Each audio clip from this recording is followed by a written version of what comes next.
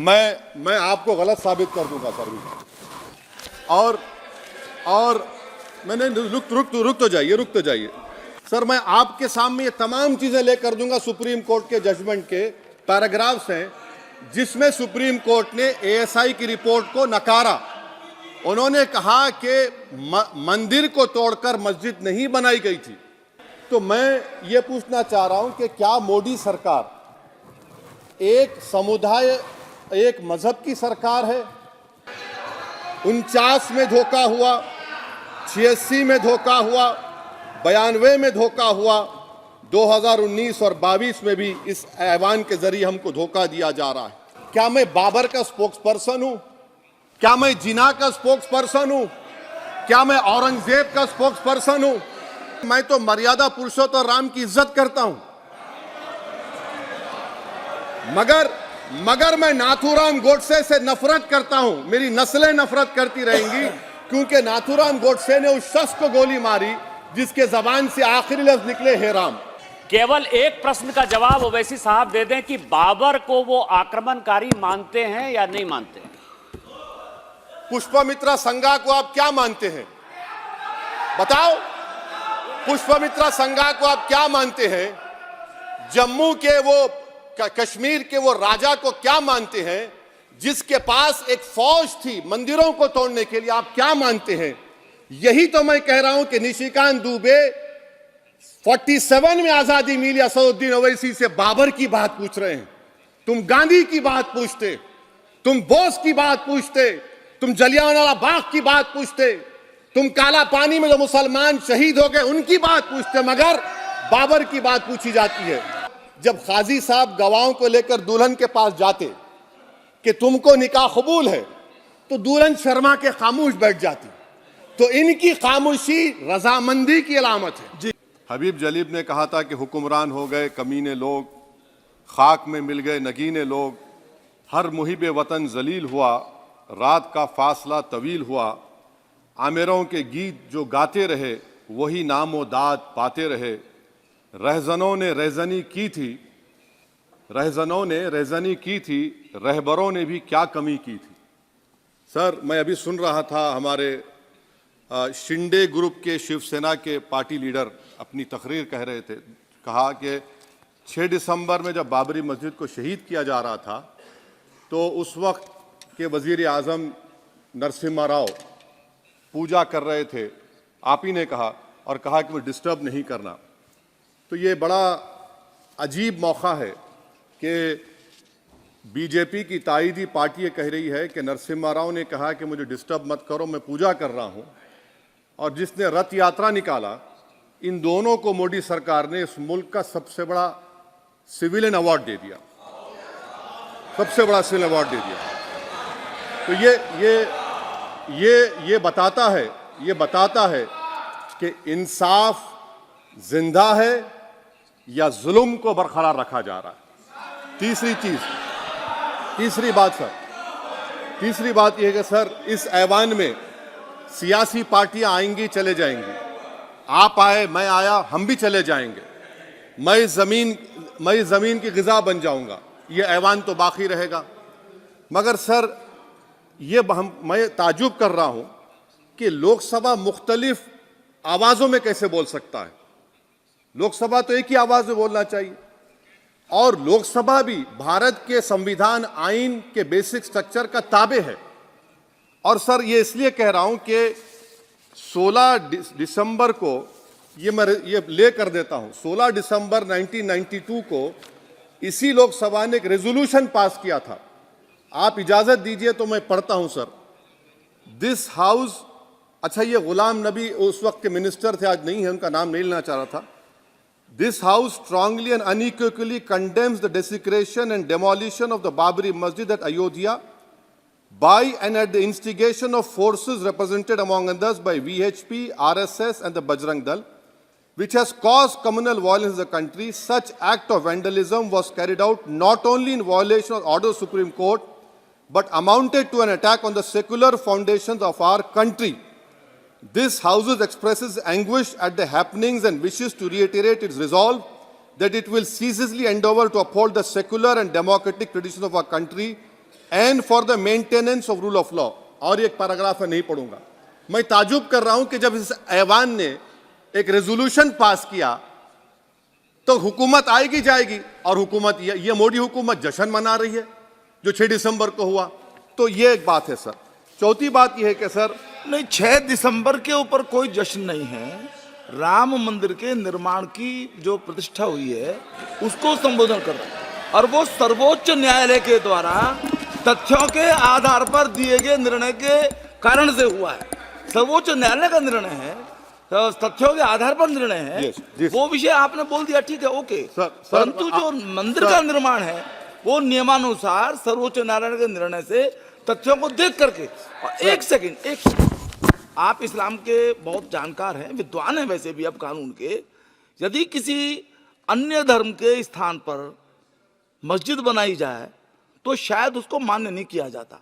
अभी एएसआई ने, supreme court ने स्वीकार किया है कि वहां पर राम मंदिर था।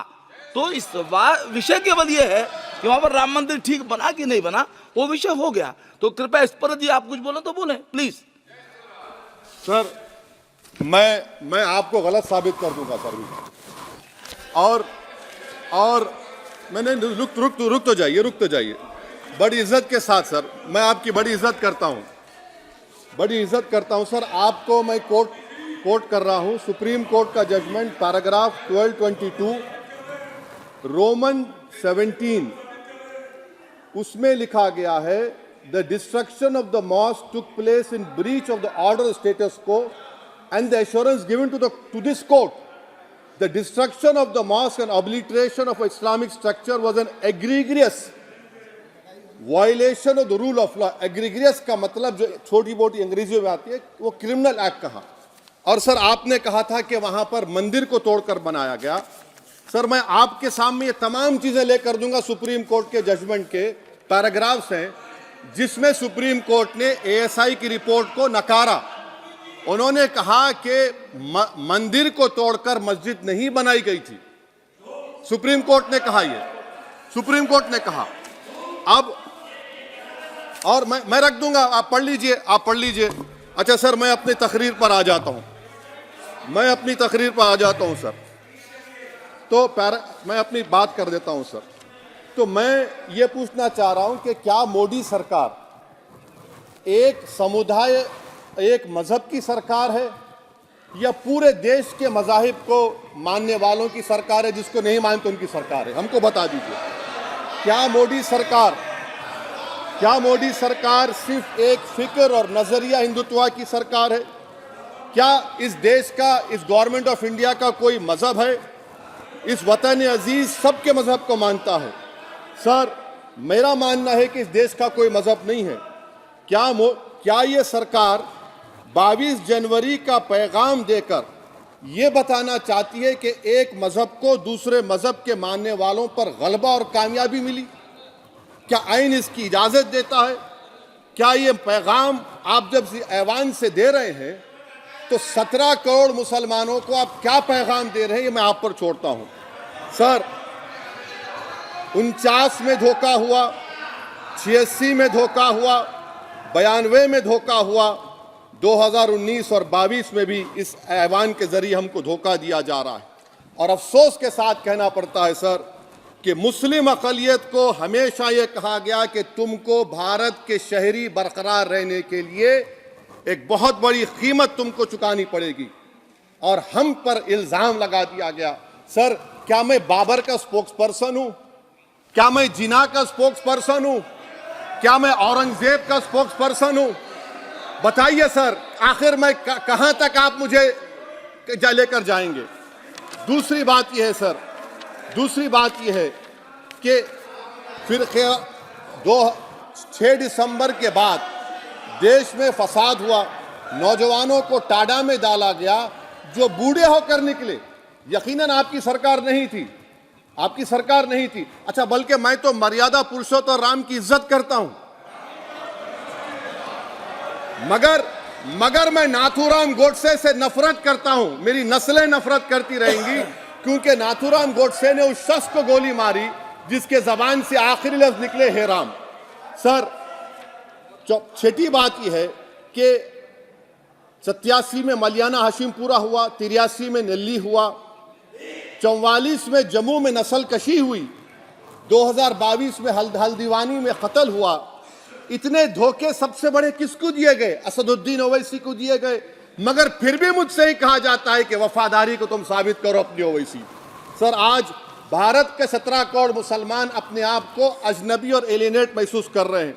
मैं बहुत बड़ी नाइंसाफी होती है, सर ये कोई तारीखी नाइंसाफी को इंसाफ नहीं किया जा रहा है। स्पीकर बल्कि सर, अंग्रेजी में स्पीकर सर, केवल एक प्रश्न का जवाब ओवैसी साहब दे दें कि बाबर को वो आक्रमणकारी मानते हैं या नहीं मानते?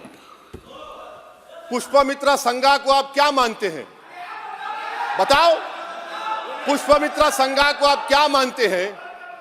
जम्मू के वो कश्मीर के वो राजा को क्या मानते हैं जिसके पास एक फौज थी मंदिरों को तोड़ने के लिए? आप क्या मानते हैं? यही तो मैं कह रहा हूं कि निशिकांत दुबे 47 में आजादी मिली, असदुद्दीन ओवैसी से बाबर की बात पूछ रहे हैं। तुम गांधी की बात पूछते, तुम बोस की बात पूछते, तुम जलियांवाला बाग की बात पूछते, तुम काला पानी में जो मुसलमान शहीद हो गए उनकी बात पूछते, मगर बाबर की बात पूछी जाती है। तो सर, मैं आपको बता रहा था, खामखा डिस्टर्ब किए सर, मुझे मेरा वक्त ले लिए निशिकांत दुबे। सर, मैं आपसे कह रहा था, मोदी हुकूमत ये पैगाम दे रही है भारत के मुसलमानों को कि जान बचाना है या इंसाफ चाहते हो।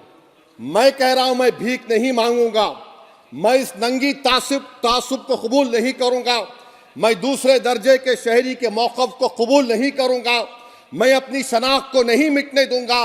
अब मैं झूठी और दिल फरेब बातों पर हरगिज भरोसा नहीं करूंगा। मैं वो काम नहीं करूंगा जो बीजेपी और नाम निहाद सेकुलर पार्टियां चाहती हैं। मैं वो काम करूंगा जो आपको पसंद नहीं है, संविधान के दायरे में रहकर।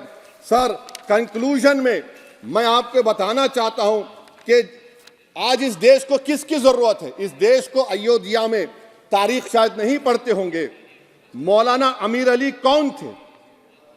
पुजारी बाबा रामचरण दास कौन थे? अयोध्या के पुजारी थे। दोनों ने मिलकर अंग्रेजों के खिलाफ जंग लड़ी थी और दोनों ने, अंग्रेजों ने इनको गिरफ्तार किया और एक पेड़ पर मौलाना अमीर अली को और पुजारी रामचरण दास को फांसी दे दी गई। देश को इनकी जरूरत है। देश को शंभू प्रसाद, अचन खां, ये राजा देवी बख्श सिंह के फौज में थे, अंग्रेजों से मुकाबला किया, मुसलमान की लाश को जला दिया गया और शंभू प्रसाद को दफना दिया गया। इस देश को यह जरूरत है, देश को बाबा मोदी की जरूरत नहीं है। आज भारत को अयोध्या के मौलाना अमीर अली और रामचरण दास, अचन खान, शंभू खान की जरूरत है। सर, मैं अभी सुन रहा था ये नाम निहाद सेकुलर पार्टियों के बयानात को। क्या होता है सर, आप, खत्म कर रहा हूं, क्या होता है सर, जब काजी साहब गवाहों को लेकर दुल्हन के पास जाते कि तुमको निकाह कबूल है, तो दुल्हन शर्मा के खामोश बैठ जाती। तो इनकी खामोशी रजामंदी की अलामत है। जी जी। तो सर, मैं खत्म करने से पहले यह बताना चाह रहा हूं कि जब वजीर आजम जवाब देंगे तो क्या वो भारत के 140 करोड़ जनता के लिए जवाब देंगे या फिर सिर्फ हिंदुत्व की फिक्र रखने वालों का जवाब, मैं खत्म कर जवाब देंगे? मैं ये देश, दुनिया, मुसलमान देख रहा है।